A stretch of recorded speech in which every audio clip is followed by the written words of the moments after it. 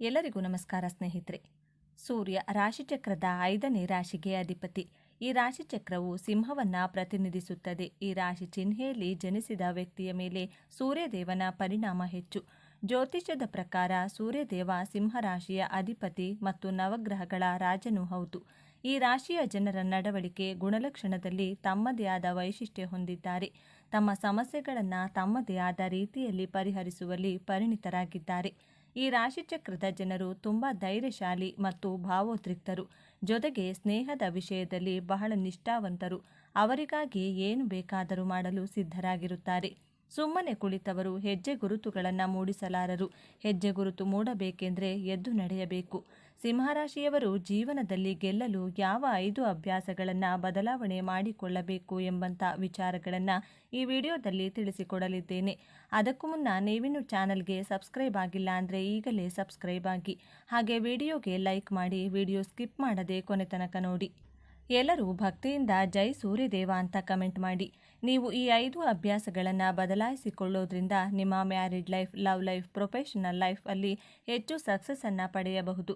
ಸಿಂಹ ರಾಶಿಯವರು ಬದಲಾಯಿಸಿಕೊಳ್ಳಬೇಕಾದಂಥ ಮೊದಲನೇ ಅಭ್ಯಾಸ ಈಗೋ ಹಾಗೂ ಆ್ಯರೋಗೆನ್ಸನ್ನು ಬಿಡಬೇಕು. ಸಿಂಹ ರಾಶಿಯ ರಾಜನ ರಾಶಿಯಾಗಿರುವುದರಿಂದ ಯಾರ ಮುಂದೆನೂ ತಲೆ ತಗ್ಗಿಸಲ್ಲ. ನೀವು ಇದನ್ನು ಸ್ವಾಭಿಮಾನ ಅಂತಾನೂ ಕರೆಯಬಹುದು. ಆದರೆ ನಿಮ್ಮ ಸಂಬಂಧಗಳಲ್ಲಿ, ವೈವಾಹಿಕ ಜೀವನದಲ್ಲಿ, ಪ್ರೀತಿಯ ಜೀವನದಲ್ಲಿ ನೀವು ನಿಮ್ಮ ಮಾತೆ ನಡೆಯಬೇಕು ಅಂದುಕೊಳ್ತೀರಾ. ಎದುರುಗಡೆ ಇರುವಂತಹ ವ್ಯಕ್ತಿಗಳ ಮಾತಿಗೆ ಹೆಚ್ಚು ಬೆಲೆ ಕೊಡದೇ ಇರುವುದು ನಿಮ್ಮ ಸಂಬಂಧಗಳಲ್ಲಿ ಭಿನ್ನಾಭಿಪ್ರಾಯ ಉಂಟಾಗಲು ಕಾರಣವಾಗುತ್ತದೆ. ಈ ಅಭ್ಯಾಸಗಳನ್ನು ಬಿಡಲು ಸಾಧ್ಯವಿಲ್ಲ. ಆದರೆ ಸಾಧ್ಯವಾದಷ್ಟು ಬದಲಾಯಿಸಿಕೊಳ್ಳಲು ಪ್ರಯತ್ನಿಸಿದರೆ ನಿಮ್ಮ married life, love life, professional ಲೈಫಲ್ಲಿ ಹೆಚ್ಚು ಸಂತೋಷವಾಗಿರಬಹುದು, ಹೆಚ್ಚು ಸಕ್ಸಸ್ಸನ್ನು ಪಡೆಯಬಹುದು. ಸಿಂಹರಾಶಿಯವರು ನಿಮ್ಮ ಜೀವನದಲ್ಲಿ ಗೆಲ್ಲಲು ಬದಲಾಯಿಸಿಕೊಳ್ಳಬೇಕಾದಂಥ 2ನೇ ಅಭ್ಯಾಸ ಸೋಲಿನ ಭಯವನ್ನು ಬಿಡಬೇಕು. ಸಿಂಹರಾಶಿಯ ಅಧಿಪತಿ ಸೂರ್ಯಗ್ರಹ. ಸೂರ್ಯನನ್ನ ಗ್ರಹಗಳ ರಾಜ ಎಂದೇ ಕರೆಯಲಾಗಿದೆ. ಮೇಷರಾಶಿ, ಸಿಂಹರಾಶಿ, ಧನಸ್ಸು ರಾಶಿ ಈ 3 ರಾಶಿಗಳು ಯಾವುದೇ ಕೆಲಸವಾದರೂ ಮುನ್ನುಗ್ಗಿ ಛಲದಿಂದ ಮಾಡುತ್ತಾರೆ. ಆದರೆ ಸೋಲಿನ ಭಯವನ್ನು ಬಿಡಬೇಕು. ಸೋಲಿಗೆ ಹೆದರಿಕೊಂಡ್ರೆ ಯಾವುದೇ ಕೆಲಸಗಳ ಪ್ರಾರಂಭ ಮಾಡುವುದಕ್ಕೆ ಅಸಾಧ್ಯ. ಅಸಾಧ್ಯವನ್ನು ಸಾಧ್ಯವಾಗಿಸುವಂತಹ ಶಕ್ತಿ, ಸಾಮರ್ಥ್ಯ ನಿಮ್ಮಲ್ಲಿದೆ. ಆದ್ದರಿಂದ ಫಿಯರ್ ಆಫ್ ಫೇಲ್ಯೂರ್ಸನ್ನು ಬಿಟ್ಟು ಮುನ್ನುಗ್ಗಿದರೆ ನಿಮ್ಮ ಜೀವನವನ್ನು ಗೆದ್ದೇ ಗೆಲ್ಲುತ್ತೀರಾ. ಒಂದು ಹೆಜ್ಜೆ ಇಡುವವರೆಗೂ ಭಯಪಡುತ್ತೀರಾ. ಒಂದು ಹೆಜ್ಜೆ ಇಟ್ಟ ನಂತರ ಮುನ್ನುಗ್ಗಿ ಕೆಲಸ ಮಾಡಲು ಪ್ರಾರಂಭ ಮಾಡಿದರೆ 20% ಸಿಂಹರಾಶಿಯವರು ಧೈರ್ಯಶಾಲಿ ಕೆಲಸ ಮಾಡಿದರೂ 80% ಸಿಂಹರಾಶಿಯವರಿಗೆ ಸೋಲಿನ ಭಯವಿರುತ್ತದೆ. ಈ ಭಯವನ್ನು ಬಿಡಿ, ಯಶಸ್ಸಿನ ಕಡೆ ಹೆಜ್ಜೆಯನ್ನು ಇಡಿ. ಸಿಂಹರಾಶಿಯವರು ಬದಲಾಯಿಸಿಕೊಳ್ಳಬೇಕಾದಂಥ 3ನೇ ಅಭ್ಯಾಸ ನೇರವಾಗಿ, ಕಟುವಾಗಿ ಮಾತನಾಡುವುದನ್ನು ಬಿಡಬೇಕು. ಸಿಂಹರಾಶಿ ಅಗ್ನಿತತ್ವ ರಾಶಿ. ನೀವು ಯಾರು, ಎಲ್ಲಿ, ಹೇಗೆ ಪರಿಸ್ಥಿತಿಗಳನ್ನು ನೋಡುವುದಿಲ್ಲ. ನೇರವಾಗಿ ಕಡ್ಡಿ ತುಂಡಾದ ರೀತಿಯಲ್ಲಿ ಮಾತನಾಡ್ತೀರಾ. ನಿಮ್ಮ ನೇರ ಮಾತುಗಳು ನಿಮ್ಮ ಎದುರುಗಡೆ ಇರುವಂತಹ ವ್ಯಕ್ತಿಗಳಿಗೆ ಇಷ್ಟವಾಗುವುದಿಲ್ಲ. ನಿಮ್ಮ ಪರ್ಸನಲ್ ಲೈಫ್ ಹಾಗೂ ಪ್ರೊಫೆಷನಲ್ ಲೈಫಲ್ಲಿ ಸಮಸ್ಯೆಗಳು ಬಂದೇ ಬರುತ್ತವೆ. ನಿಮಗೆ ಶೀಘ್ರವಾಗಿ ಕೋಪ ಬರುತ್ತದೆ. ಕೋಪದ ಕೈಗೆ ಬುದ್ಧಿಯನ್ನು ಕೊಟ್ಟು ನಿಮ್ಮ ಜೀವನವನ್ನು ನೀವೇ ಸಂಕಷ್ಟಕ್ಕೆ ಸಿಲುಕಿಕೊಳ್ಳುತ್ತೀರಾ. ಯಾರಿಗೂ ಹೆದರದೆ ಮಾತನಾಡಬೇಕು. ಆದರೆ ನಿಮ್ಮ ಈ ನೇರ ಮಾತು ನಿಮ್ಮ ಜೀವನಕ್ಕೆ, ಸಂಬಂಧಗಳಿಗೆ ಮುಳುವಾಗಬಾರದು. ನಿಮ್ಮ ಜೀವನಕ್ಕೆ, ನಿಮ್ಮ ಸಂಬಂಧಗಳಿಗೆ ಕಂಟಕವಾಗಿರುವುದರಿಂದ ಈ ಕೋಪ, ನೇರವಾದಂಥ ಮಾತುಗಳನ್ನು ಬದಲಾಯಿಸಿಕೊಳ್ಳಲು ಪ್ರಯತ್ನ ಮಾಡಿ. ಸಿಂಹರಾಶಿಯವರು ಬದಲಾಯಿಸಿಕೊಳ್ಳಲೇಬೇಕಾದಂತಹ 4ನೇ ಅಭ್ಯಾಸ ಡಾಮಿನೇಟಿಂಗ್, ಅಗ್ರೆಷನ್ ಗುಣಗಳನ್ನು ಬಿಡಬೇಕು. ನೀವು ಡಾಮಿನೇಟಿಂಗ್ ಮಾಡೋದ್ರಿಂದ ನಿಮ್ಮ ಸಂಬಂಧಗಳಲ್ಲಿ ಸ್ಯಾಟಿಸ್ಫ್ಯಾಕ್ಷನ್ ಇರುವುದಿಲ್ಲ. ನಿಮ್ಮ ಲೈಫ್ ಪಾರ್ಟ್ನರ್ ಹಾಗೂ ಬಿಸ್ನೆಸ್ ಪಾರ್ಟ್ನರ್ ಬಗ್ಗೆ ಕಂಪ್ಲೇಂಟ್ಗಳನ್ನು ಸದಾ ಹೇಳ್ತೀರಾ. ಇದರಿಂದ ನಿಮ್ಮ ನೆಮ್ಮದಿ ಹಾಳಾಗುತ್ತದೆ. ಸಂಬಂಧಗಳು ನಿಮ್ಮಿಂದ ದೂರವಾಗುತ್ತದೆ. ಆದ್ದರಿಂದ ಡಾಮಿನೇಟಿವ್ ಗುಣವನ್ನು ಬಿಡಲು ಪ್ರಯತ್ನಿಸಿ. ಜೀವನದಲ್ಲಿ ಸಂತೋಷವಾಗಿರಬಹುದು. ಸಿಂಹರಾಶಿಯವರು ಜೀವನವನ್ನು ಗೆಲ್ಲಲು ಬಿಡಬೇಕಾದಂಥ 5ನೇ ಅಭ್ಯಾಸ ಆತುರ ಸ್ವಭಾವವನ್ನು ಬಿಡಬೇಕು. ತಾಳ್ಮೆಯ ಕೊರತೆ ಇರುತ್ತದೆ. ಸಿಂಹರಾಶಿಯವರಲ್ಲಿ ನಿಮ್ಮ ತಾಳ್ಮೆ, ಸಹನೆ ಕೊರತೆಯಿಂದ ಕೆಲಸ ಕಾರ್ಯಗಳು ಅರ್ಧಕ್ಕೆ ನಿಂತು ಹೋಗುತ್ತವೆ. ನಿಮ್ಮ ವಯಸ್ಸು 17, 27, 30, 40, 50 ಎಷ್ಟೇ ಇರಲಿ, ತಾಳ್ಮೆ ಕೊರತೆಯಿಂದ ನಿಮ್ಮ ಕೆಲಸ ಕಾರ್ಯಗಳು ನಿಧಾನವಾಗುತ್ತವೆ. ನಿಮಗೆ ಗೊತ್ತೇ ಆಗುವುದಿಲ್ಲ. ಆದ್ದರಿಂದ ನಿಮ್ಮ ಪ್ರೊಫೆಷನಲ್ ಲೈಫ್ ಹಾಗೂ ಮ್ಯಾರಿಡ್ ಲೈಫಲ್ಲಿ ಸಮಸ್ಯೆಗಳು ಬರೋದ್ರಿಂದ ನೀವು ನಿಮ್ಮ ಜೀವನದಲ್ಲಿ ತಾಳ್ಮೆ, ಸಮಾಧಾನವನ್ನು ಅಳವಡಿಸಿಕೊಂಡ್ರೆ ಜೀವನದಲ್ಲಿ ಸಂತೋಷ ಹಾಗೂ ಸಂತೃಪ್ತಿಯಾಗಿರುತ್ತೀರಾ. ಈ ಮೇಲೆ ತಿಳಿಸಿದ 5 ಅಭ್ಯಾಸಗಳನ್ನು ಬದಲಾಯಿಸಿಕೊಂಡ್ರೆ ನೀವು ನಿಮ್ಮ ಜೀವನದಲ್ಲಿ ಯಶಸ್ಸಿನ ಮೆಟ್ಟಿಲನ್ನು ಏರಿ ಸಂತೋಷವಾಗಿರಬಹುದು. ಇನ್ನು ನೀವು ಸಿಂಹ ರಾಶಿಯಲ್ಲಿಯೇ ಜನಿಸಲು ಕಾರಣವನ್ನು ನೋಡೋದಾದರೆ, ಶಾಸ್ತ್ರಗಳ ಪ್ರಕಾರ ಜನ್ಮ ಎಂದರೇನು? ಜೀವಾತ್ಮದ ಸೂಕ್ಷ್ಮ ಶರೀರದೊಂದಿಗೆ ಪಂಚಭೂತಗಳು ಶರೀರದೊಳಗೆ ಪ್ರವೇಶಿಸುವುದೇ ಜನ್ಮ.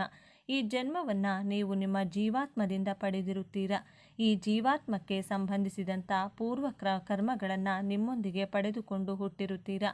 ಜೊತೆಯಲ್ಲಿಯೇ ಈ ಜನ್ಮದ ಕರ್ಮಫಲಗಳನ್ನು ನಿಮ್ಮ ಜೊತೆಯಲ್ಲಿಯೇ ತೆಗೆದುಕೊಂಡು ಹೋಗ್ತೀರಾ. ಸಿಂಹ ರಾಶಿಯನ್ನು ರಾಜನ ರಾಶಿ ಎಂದು ಹೇಗೆ ಕರೆಯುತ್ತಾರೆ? ಇದಕ್ಕೆ ಕಾರಣವಿದೆ.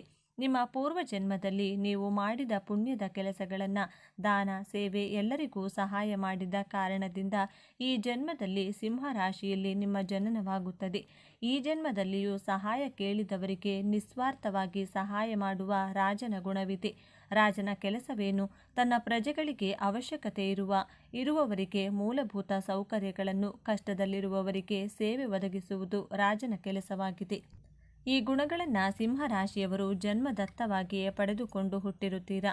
ನಿಮ್ಮ ಪಂಚಮ ಸ್ಥಾನದಿಂದ ವಿಶ್ಲೇಷಣೆ ಮಾಡೋದಾದರೆ, ನಿಮ್ಮ ಪಂಚಮ ಸ್ಥಾನದಲ್ಲಿ ಧನಸ್ಸು ರಾಶಿ ಕಂಡುಬರುತ್ತದೆ. ಧನಸ್ಸು ರಾಶಿಯ ಲಕ್ಷಣಗಳೇನು? ಏಕಾಗ್ರತೆ, ಕರ್ತವ್ಯನಿಷ್ಠೆ, ಧ್ಯೇಯಗಳ ಕಡೆ, ಗುರಿಯ ಕಡೆ ಗಮನ ಕೊಡುವಂಥ ಗುಣಗಳು ನಿಮ್ಮಲ್ಲಿಯೂ ಈ ಎಲ್ಲ ಗುಣಗಳನ್ನು ಕಾಣಬಹುದು. ನಕ್ಷತ್ರದ ಪ್ರಕಾರ ನೋಡೋದಾದರೆ, ಮಖ ನಕ್ಷತ್ರದಲ್ಲಿ ಜನಿಸಿದವರಿಗೆ ಮೊದಲಿಗೆ ಕೇತುವಿನ ಮಹಾದಶ ಪ್ರಾರಂಭವಾಗುತ್ತದೆ. ಮಖ ನಕ್ಷತ್ರದವರಿಗೆ ಪಿತೃಗಳ ಆಶೀರ್ವಾದವಿರುತ್ತದೆ. ನಿಮ್ಮ ಪ್ರತಿ ಕೆಲಸಕ್ಕೂ ನಿಮ್ಮ ಪಿತೃಗಳು ಸಹಾಯ ಮಾಡುತ್ತಾರೆ. ಕೇತು ಮಹಾದಶ 7 ವರ್ಷಗಳ ಕಾಲ ಕಂಡುಬರುತ್ತದೆ. ನೀವು ಬಾಲ್ಯವನ್ನು ಕೇತುವಿನ ದಶದಲ್ಲಿಯೇ ಕಳೆಯುತ್ತೀರ. ನಂತರ ಶುಕ್ರಗ್ರಹದ ಮಹಾದಶ ಪ್ರಾರಂಭವಾಗುತ್ತದೆ. ಸಿಂಹ ರಾಶಿಯವರಿಗೆ ಪರಾಕ್ರಮ ಭಾವ ಹಾಗೂ ದಶಮಾಧಿಪತಿಯಾದಂಥ ಗ್ರಹ ಅಂದರೆ ಶುಕ್ರಗ್ರಹ. ನಿಮ್ಮ ಕರ್ಮಸ್ಥಾನದ ಅಧಿಪತಿಯಾಗಿರುವುದರಿಂದ ನೀವು ನಿಷ್ಠ ಕರ್ಮವನ್ನು ಶುಕ್ರದಶೆಯಲ್ಲಿ ಮಾಡಿ ನಿಮ್ಮ ಜೀವನದಲ್ಲಿ ಯಶಸ್ಸನ್ನು ಪಡೆಯುತ್ತೀರಾ. ನಿಮಗೆ 25-26ನೇ ವಯಸ್ಸಿನಲ್ಲಿ ಸೂರ್ಯಗ್ರಹದ ದಶ ಪ್ರಾರಂಭವಾಗುತ್ತದೆ. ಸೂರ್ಯ ಮಹಾದಶ ಕಾಲದಲ್ಲಿ ನೀವು ನೇಮ್ ಹಾಗೂ ಫೇಮನ್ನು ಮಾಡುತ್ತೀರಾ. ನಿಮ್ಮ ಕಾರ್ಯಕ್ಷೇತ್ರದಲ್ಲಿ, ಈ ಸಮಾಜದಲ್ಲಿ ಗೌರವ, ಪ್ರತಿಷ್ಠೆ, ಕೀರ್ತಿಯನ್ನು ಸಂಪಾದನೆ ಮಾಡುತ್ತೀರಾ. ನಂತರ ಚಂದ್ರದಶ, ಕುಜದಶ ಪ್ರಾರಂಭವಾಗುತ್ತದೆ. ನೀವು ಈ ರಾಶಿಯಲ್ಲಿ ಜನಿಸಿ ಬೇರೆಯವರಿಗಾಗಿ ಸಹಾಯವನ್ನು ಮಾಡ್ತೀರಾ. ಸಹಾಯ ಮಾಡಿದ್ದನ್ನು ಯಾರಿಗೂ ಹೇಳಿ ತೋರಿಸುವುದಿಲ್ಲ. ಜೀವನದ ಪ್ರಶ್ನೆಗಳಿಗೆ, ಸಮಸ್ಯೆಗಳಿಗೆ ಉತ್ತರ ಕಂಡುಕೊಳ್ಳುವಂಥ ಗುಣ ಜನ್ಮ ಪಡೆದುಕೊಂಡು ಜನಿಸಿರುತ್ತೀರಾ. ಸಿಂಹರಾಶಿ ರಾಶಿಯವರ ವ್ಯಯಸ್ಥಾನದಲ್ಲಿ ಕಟಕ ರಾಶಿ ಬರುವುದರಿಂದ ಕಟಕ ರಾಶಿಯ ಅಧಿಪತಿ ಚಂದ್ರಗ್ರಹ. ಚಂದ್ರಗ್ರಹ ಆಧ್ಯಾತ್ಮಿಕ ಉನ್ನತಿಯನ್ನು ಬಿಂಬಿಸುತ್ತದೆ. ಆಧ್ಯಾತ್ಮಿಕ ದೃಷ್ಟಿಯಿಂದ ಶುಭ ಸ್ಥಾನದಲ್ಲಿರುತ್ತದೆ. ಪೂರ್ವ ಫಾಲ್ಗುಣಿ ನಕ್ಷತ್ರದಲ್ಲಿ ಜನಿಸಿದವರಿಗೆ ಹುಟ್ಟಿನಿಂದಲೇ ಶುಕ್ರದಶ ಪ್ರಾರಂಭವಾಗುತ್ತದೆ. ಪೂರ್ವ ಫಾಲ್ಗುಣಿ ನಕ್ಷತ್ರದಲ್ಲಿ ಜನಿಸಿದವರು ಚಿನ್ನದ ಚಮಚವನ್ನು ಬಾಯಲ್ಲಿಟ್ಟುಕೊಂಡು ಜನಿಸಿರುತ್ತಾರೆ ಎಂದು ಹೇಳಲಾಗಿದೆ. ನಿಮ್ಮ ಕುಟುಂಬದವರು ನಿಮಗೆ ಅವಶ್ಯಕತೆಗಿಂತ ಹೆಚ್ಚಿನ ಪ್ರೀತಿ ಹಾಗೂ ಕಾಳಜಿಯನ್ನು ತೋರಿಸುತ್ತಾರೆ. ನಿಮಗೆ ಹಣಕಾಸಿನ ವಿಚಾರದಲ್ಲಿ ಹೆಚ್ಚು ತೊಂದರೆಗಳಿರುವುದಿಲ್ಲ. ನಿಮ್ಮ ಸೌಭಾಗ್ಯ, ಅದೃಷ್ಟ ಚೆನ್ನಾಗಿರುತ್ತದೆ. ಶುಕ್ರಗ್ರಹದ ಆಕರ್ಷಕ ಗುಣಗಳು ನಿಮ್ಮಲ್ಲಿ ಕಂಡುಬರುತ್ತವೆ. ಪೂರ್ವ ಫಾಲ್ಗುಣಿ ನಕ್ಷತ್ರದವರು ಬಾಲ್ಯದಿಂದಲೇ ಲಕ್ಸುರಿಯಸ್ ಥಿಂಗ್ಸ್ಗಳಿಗೆ ಖರ್ಚು ಮಾಡುವ, ಜೀವನದ ಆನಂದವನ್ನು ಅನುಭವಿಸುವ ಮೋಜಿನ ಗುಣದವರು. Branded mobile, branded car, luxurious ಕ್ಲಾತ್ಗಳು ಇವುಗಳನ್ನೇ ಬಳಸುವುದು. ನೀವು ಕ್ವಾಲಿಟಿಯಲ್ಲಿ ಯಾವುದೇ ರೀತಿಯ ಕಾಂಪ್ರಮೈಸ್ ಆಗುವುದಿಲ್ಲ. ಉತ್ತರ ಫಾಲ್ಗುಣಿ ನಕ್ಷತ್ರದಲ್ಲಿ ಜನಿಸಿದವರ ಬಾಲ್ಯ ಬಹಳ ವಿಭಿನ್ನವಾಗಿರುತ್ತದೆ. ಚಿಕ್ಕವರಿದ್ದಾಗಲೇ ಇವರ ಮುಖದಲ್ಲಿ ಸೂರ್ಯನ ವರ್ಚಸ್ಸು, ತೇಜಸ್ಸು ಕಂಡುಬರುತ್ತದೆ. ಇವರು ದೊಡ್ಡವರಾದ ಮೇಲೆ ಒಳ್ಳೆಯ ಹೆಸರು, ಕೀರ್ತಿ ಮಾಡುವವರು ಹಾಗೂ ಅಲೌಕಿಕ ಕಾರ್ಯಗಳನ್ನು ಮಾಡುವವರೆಂದು ಹೇಳಬಹುದು.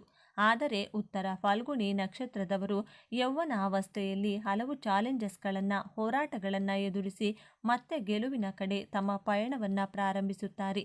ಈ ರೀತಿ ಸಿಂಹರಾಶಿಯಲ್ಲಿ ಜನಿಸಿದವರು ಪ್ರತಿಫಲಾಪೇಕ್ಷೆ ಬಯಸದೆ ಸೇವೆ ಕಾರ್ಯ ಮಾಡಲು ಈ ರಾಶಿಯಲ್ಲಿ ನಿಮ್ಮ ಜನನವಾಗಿರುತ್ತದೆ.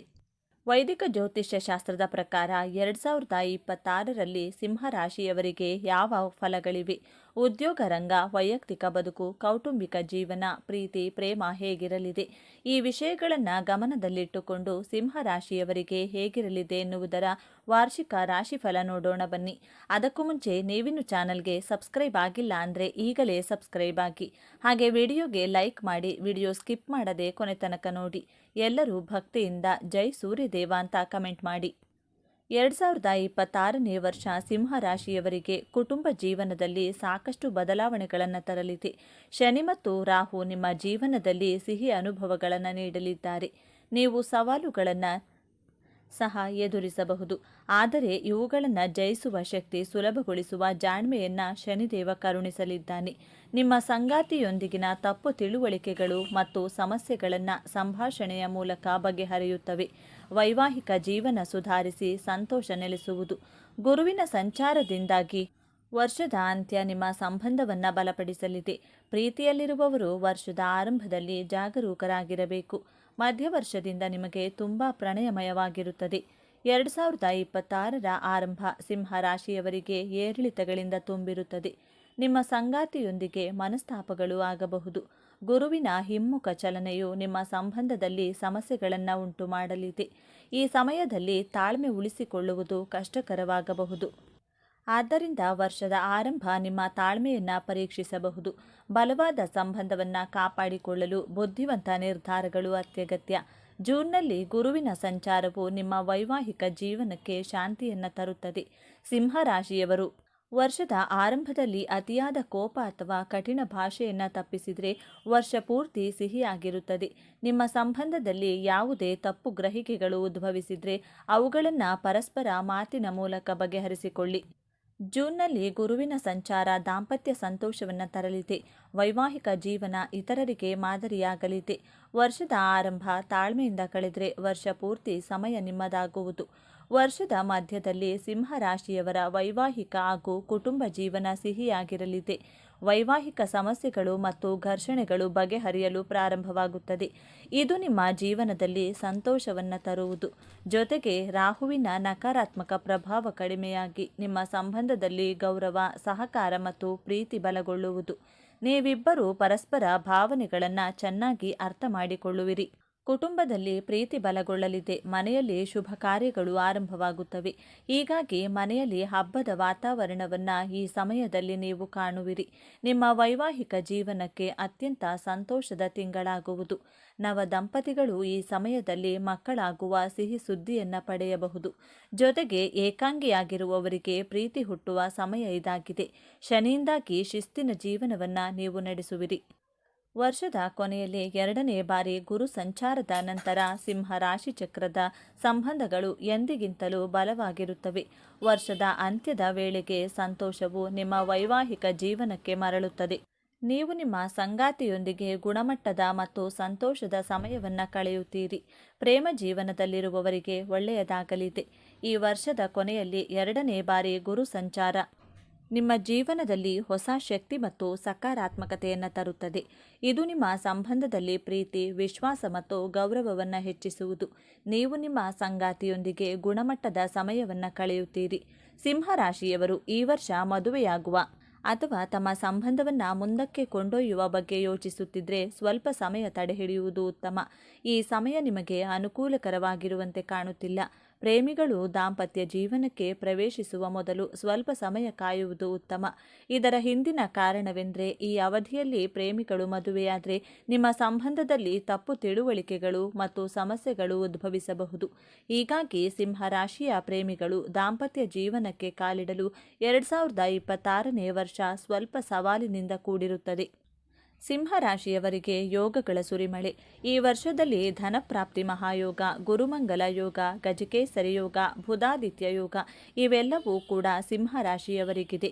ಇದರೊಂದಿಗೆ ವಿವಾಹ ಯೋಗವೂ ಇದ್ದು ಅವಿವಾಹಿತರಿಗೆ ಕಂಕಣ ಭಾಗ್ಯ ಕೂಡಿ ಬರಲಿದೆ. ಅಲ್ಲದೆ ಈ ವರ್ಷ ಸಾಲಬಾಧೆಗಳು ನಿವಾರಣೆಯಾಗುತ್ತವೆ. ಯಂತ್ರೋಪಕರಣಗಳು, ಆಟೋಮೊಬೈಲ್ ವ್ಯವಹಾರ ದ್ವಿಗುಣ ಲಾಭವನ್ನು ನೀಡುತ್ತದೆ. ತರಬೇತಿ ಕೇಂದ್ರದಲ್ಲಿ ಹೆಚ್ಚಿನ ಹಣವನ್ನು ನೀವು ಪಡೆಯುವಿರಿ. ಆರ್ಥಿಕ ಸ್ಥಿತಿ 2026ರ ಪ್ರಕಾರ ಈ ವರ್ಷ ನಿಮ್ಮ ಆರ್ಥಿಕ ಜೀವನದಲ್ಲಿ ನೀವು ಸಣ್ಣ ಸವಾಲುಗಳನ್ನು ಎದುರಿಸಬೇಕಾಗುತ್ತದೆ. ಆದರೆ ಇದರ ಹೊರತಾಗಿಯೂ ನೀವು ಅತ್ಯುತ್ತಮ ಫಲಿತಾಂಶಗಳನ್ನು ಪಡೆಯುತ್ತೀರಿ. ನಿಮ್ಮ ಆರ್ಥಿಕ ಸ್ಥಿತಿ ಬಲವಾಗಿರುತ್ತದೆ. ನೀವು ಹಣದ ನಷ್ಟವನ್ನು ಅನುಭವಿಸಬಹುದು. ಆದರೆ ನೀವು ಹಣಕಾಸಿನ ವಿಷಯಗಳಲ್ಲಿ ಎಚ್ಚರಿಕೆಯಿಂದ ಚಲಿಸಿದರೆ ನಂತರ ನೀವು ಈ ಪರಿಸ್ಥಿತಿಯಿಂದ ಹೊರಬರಬಹುದು. ಮಧ್ಯವರ್ಷದಿಂದ ನಿಮಗೆ ಶುಭ ಸಂಕೇತವನ್ನು ನೀಡುತ್ತಿದೆ. ಈ ಸಮಯದಲ್ಲಿ ನೀವು ಆರ್ಥಿಕ ವಲಯದಲ್ಲಿ ಕೆಲವು ದೊಡ್ಡ ಲಾಭಗಳನ್ನು ಪಡೆಯಬಹುದು. ಈ ಸಮಯದಲ್ಲಿ ನಿಮ್ಮ ಆದಾಯವು ಹೆಚ್ಚಾಗುತ್ತದೆ. ವ್ಯಾಪಾರದಲ್ಲಿ ಲಾಭ ಇರುತ್ತದೆ. ಆರಂಭ ಕಾಲದಲ್ಲಿ ನಿಮ್ಮ ವೆಚ್ಚಗಳು ಹೆಚ್ಚಾಗಬಹುದು. ಇದಲ್ಲದೆ ನೀವು ಈ ವರ್ಷ ನಿಮ್ಮ ಹಳೆಯ ಸಾಲವನ್ನು ಮರುಪಾವತಿ ಮಾಡಬಹುದು. ವೃತ್ತಿ ಜೀವನ. ಈ ವರ್ಷ ನಿಮ್ಮ ವೃತ್ತಿ ಜೀವನದಲ್ಲಿ ಯಶಸ್ಸನ್ನು ಪಡೆಯಲು ನೀವು ಶ್ರಮಿಸುತ್ತೀರಿ. ನಿಮ್ಮ ವೃತ್ತಿ ಜೀವನದಲ್ಲಿ ನೀವು ಯಶಸ್ವಿ ಫಲಿತಾಂಶಗಳನ್ನು ಪಡೆಯುತ್ತೀರಿ. ಆದರೆ ಈ ಫಲಿತಾಂಶಗಳಿಂದ ನೀವು ತೃಪ್ತರಾಗುವುದಿಲ್ಲ. ಕ್ಷೇತ್ರದಲ್ಲಿ ನಿಮ್ಮ ಕಠಿಣ ಪರಿಶ್ರಮವು ನಿಮಗೆ ಹೊಸ ಗುರುತನ್ನು ನೀಡುತ್ತದೆ. ಹೊಸ ಸ್ಥಳದಲ್ಲಿ ಕೆಲಸ ಮಾಡುವ ಅವಕಾಶವು ನಿಮಗೆ ಸಿಗಲಿದೆ. ವರ್ಷದ ಆರಂಭದಲ್ಲಿ ನೀವು ವೃತ್ತಿ ಕ್ಷೇತ್ರದಲ್ಲಿ ಉತ್ತಮ ಫಲಿತಾಂಶಗಳನ್ನು ಪಡೆಯುತ್ತೀರಿ. ನಿಮ್ಮ ಕಠಿಣ ಪರಿಶ್ರಮ ಮತ್ತು ಕೆಲಸದ ಕಡೆಗೆ ಸಮರ್ಪಣೆ ನಿಮ್ಮ ಹಿರಿಯರಿಗೆ ಗೋಚರಿಸುತ್ತದೆ. ಕಚೇರಿಯಲ್ಲಿ ನಿಮ್ಮ ಯಶಸ್ವಿ ಕೆಲಸವನ್ನು ಪ್ರಶಂಸಿಸಲಾಗುತ್ತದೆ. ಈ ಸಮಯದಲ್ಲಿ ನೀವು ಬಡ್ತಿ ಪಡೆಯಬಹುದು ಅಥವಾ ನಿಮ್ಮ ಸಂಬಳ ಹೆಚ್ಚಾಗಬಹುದು.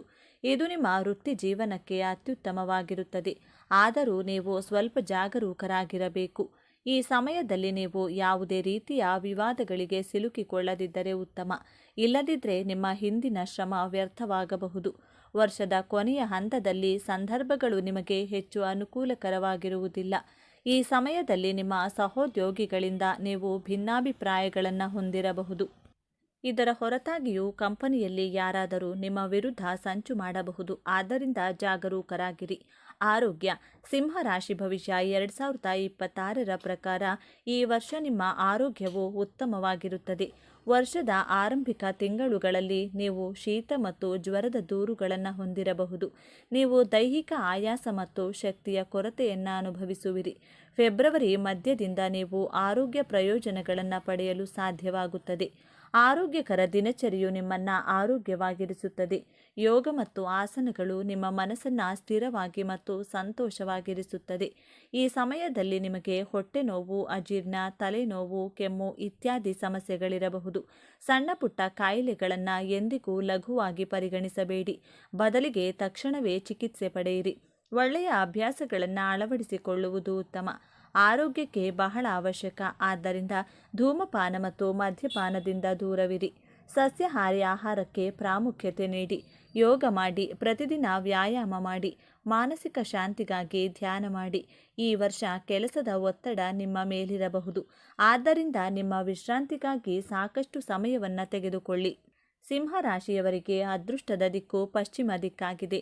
ಈ ದಿಕ್ಕು ನಿಮಗೆ ಸಾಕಷ್ಟು ಲಾಭವನ್ನು ತಂದುಕೊಡಲಿದೆ. ಈ ದಿಕ್ಕನ್ನು ಕಡೆಗಣಿಸಬೇಡಿ. ಸ್ವಚ್ಛವಾಗಿಡಿ. ಪೂಜೆ ವೇಳೆ ಈ ದಿಕ್ಕಿಗೂ ಆರತಿ ಮಾಡಿ. ಇದರಿಂದ ಮನೆಯಲ್ಲಿ ಸುಖ, ಶಾಂತಿ, ನೆಮ್ಮದಿ ಎಲ್ಲವೂ ಈಡೇರುತ್ತದೆ. ಅದೃಷ್ಟ ಸಂಖ್ಯೆ. ಸಿಂಹ ರಾಶಿಯವರಿಗೆ ಅದೃಷ್ಟ ಸಂಖ್ಯೆ 1, 14, 26 ಆಗಿದೆ. ಇದು ಮುಂಬರುವ ವರ್ಷದ ಸಿಂಹ ರಾಶಿಯವರಿಗೆ ಶುಭ ಸಂಖ್ಯೆಯಾಗಿದೆ. ಒಟ್ಟಿನಲ್ಲಿ ಸಿಂಹ ರಾಶಿಯವರಿಗೆ ಈ ವರ್ಷ ಹರ್ಷವನ್ನು ತರಲಿದೆ. ಪರಿಹಾರಗಳು. ಮಘ ನಕ್ಷತ್ರದಲ್ಲಿ ಹುಟ್ಟಿದವರು ಪ್ರತಿ ದಿವಸ ಬಿಳಿ ಎಕ್ಕದ ಗಿಡಕ್ಕೆ ಪೂಜೆಯನ್ನು ಮಾಡಿ. ಇದು ಸಿಗಲಿಲ್ಲ ಅಂದರೆ ಬಿಳಿ ಎಕ್ಕದ ಬೇರು ಅಥವಾ ಗಣಪತಿಯನ್ನು ತಂದು ಪೂಜೆಯನ್ನು ಮಾಡಿ.